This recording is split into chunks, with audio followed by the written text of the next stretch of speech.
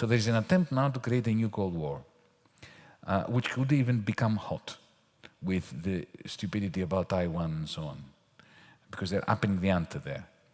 And you can see that the European Union is being forced, it's been dragged into this with Huawei to begin with.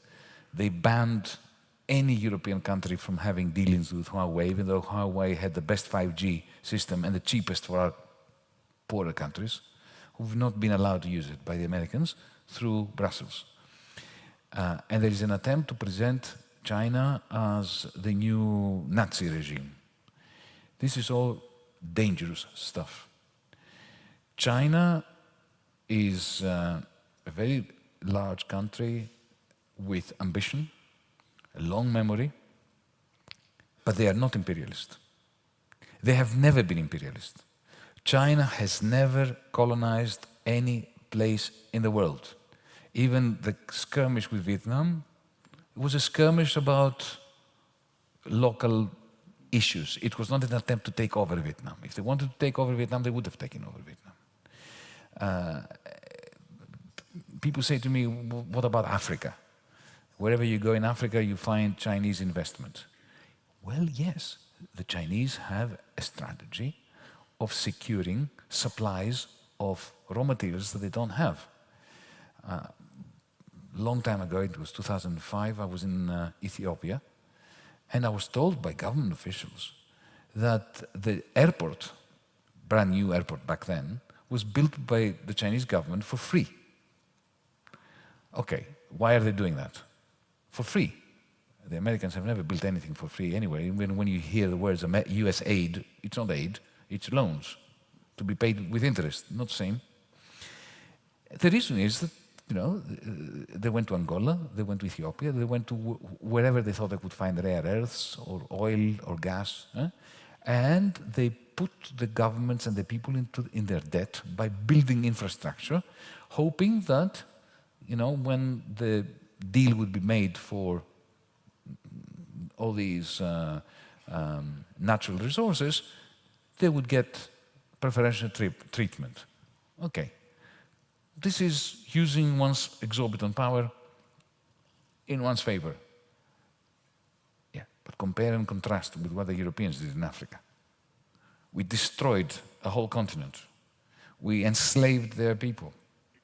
We killed Lumumba. Not we, but imperialism did. We created South Africa. Europeans created South Africa. It was not the Africans who created apartheid. You know, think of American imperialism. My country was a fascist dictatorship under the CIA, Chile, Iran, Mossadegh, and so on. What audacity to be accusing the Chinese of being imperialist. They're doing business. I remember when I was dealing with them as finance minister, the Troika had imposed upon the previous government that we give the port of Piraeus to Costco, a state-owned Chinese company. Of course they took it. They wanted it, right? Whose fault was that?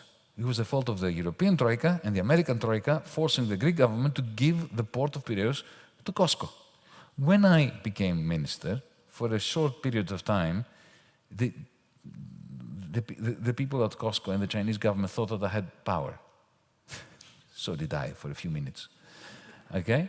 And when I negotiated with them, I said that we'll tear up the contract and I want completely different terms. Hugely in our favor, new terms. Like a loan of 10 billion, massive investment that they had not agreed to put into the port, and moving beyond the port, creating super fast railway that we don't have in Greece, we still don't have. And they said yes to everything.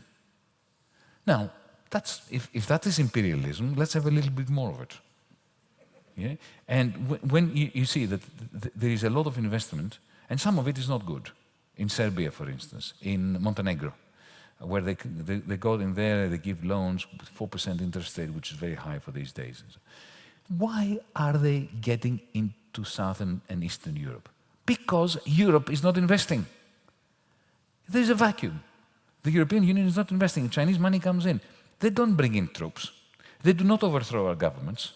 They do not spy on our politicians. So let's be very clear. The Chinese Communist Party's authoritarianism needs to be countered and criticized. All the crimes against the Uyghurs and so on have to be called out. I'm making no excuses for them. But at the same time, no Cold War. What the Americans are doing there is twofold. First, they want one thing, to take over their big tech. Because big tech is American. Google, Facebook, and so on, they're all American. Europe has no competitors, zero. We are a desert when it comes to big tech. And since big tech is going to be the future will be American, it will not be European, because we've decided not to invest here in Europe, right?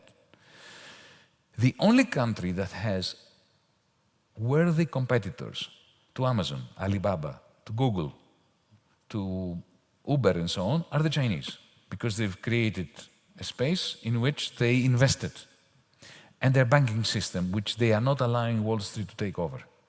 What the United States regime wants, from Trump to Biden, is to take over Chinese finance and Chinese big tech, while trying to sell lots of armaments to Australia, to New Zealand, in the Pacific. You heard about the deal with the so-called ACAS deal with the British and so on, which left Macron very peeved, right? So this is arms deals and taking over the big tech and finance industries that the Chinese people have built up with a lot of care and with a great deal of ingenuity. Do we want to be part of this? I don't think so.